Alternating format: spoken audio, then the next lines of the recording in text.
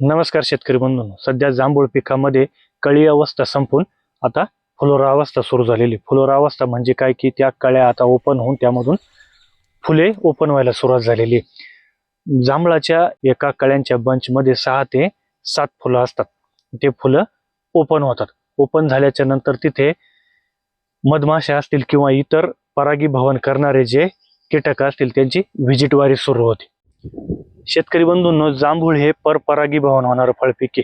यामध्ये जी परपरागीभवन घडून आणणारी यंत्रणा आहे, जसे की मधमाशा आणि इतर कीटक असतील, ते आवश्यक आहे. त्याच्याशिवाय परपरागीभवन होऊ शकत नाही आणि आपल्या बागेमध्ये चांगल्या प्रकारे उत्कृष्ट फळधारणा होऊ शकत नाही.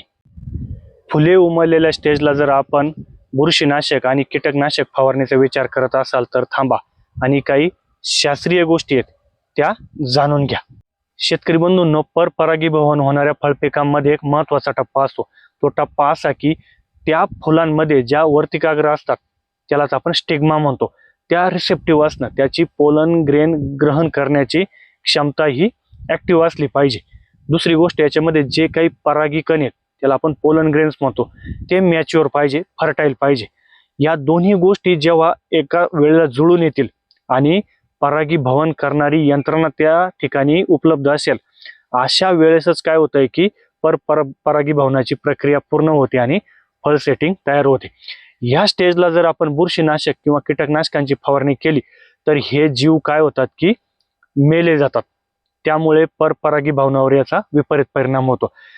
काही फंगीसाईड असे आहेत, सिस्टमिक फंगीसाईड असे आहेत की त्याची फवारणी केल्याच्या नंतर त्या स्टिग्मावरती एक पेपरी लेअर तयार होतो. त्या लेअरमुळे स्टिग्माची रिसेप्टिव्हिटी किंवा पोलन ग्रेन ग्रहण करण्याची क्षमता आहे ती पूर्णतः संपून जाते आणि पोलन ग्रेन सुद्धा निष्क्रिय होतात, मरून जातात. त्यामुळं परपरागीभवनाची प्रक्रिया ही थांबली जाते आणि बागेमध्ये फळधारणा होत नाही आणि फुलगळ मोठ्या प्रमाणात तिथे दिसून येते. म्हणून माझं जांभूळ उत्पादक शेतकऱ्यांना एक महत्वाचं सांगणं राहील की कळी अवस्थेपर्यंत आपण जे काही मूलद्रव्य असतील ते आणि काही बुरशीनाशक आणि कीटकनाशक असतील त्याची फवारणी करणं योग्य आहे. पण फुलोरा अवस्थेमध्ये पूर्णतः ही गोष्ट टाळायची. म्हणजे हा साधारण 7 ते 10 दिवसाचा कालावधी असतो. हा कालावधी जर आपण टाळला तर आपल्या बागेमध्ये चांगल्या प्रकारे फळधारणा होऊ शकते.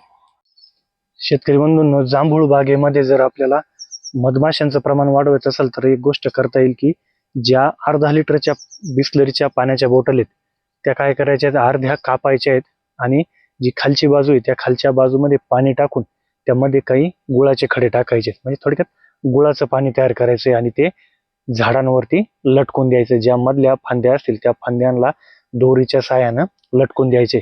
यामुळे काय होणार आहे की त्या गोडव्यामुळे मधमाशांचं आकर्षण तिकडे वाढणार आहे आणि आपल्या परपरागीभवनासाठी त्याचा चांगला फायदा होणार आहे. माहिती जर आवडली तर व्हिडिओला नक्की लाईक करा, शेअर करा आणि शेतीशास्त्र चॅनलवर जर आपण नवीन असाल तर चॅनलला सबस्क्राईब करायला विसरू नका. धन्यवाद.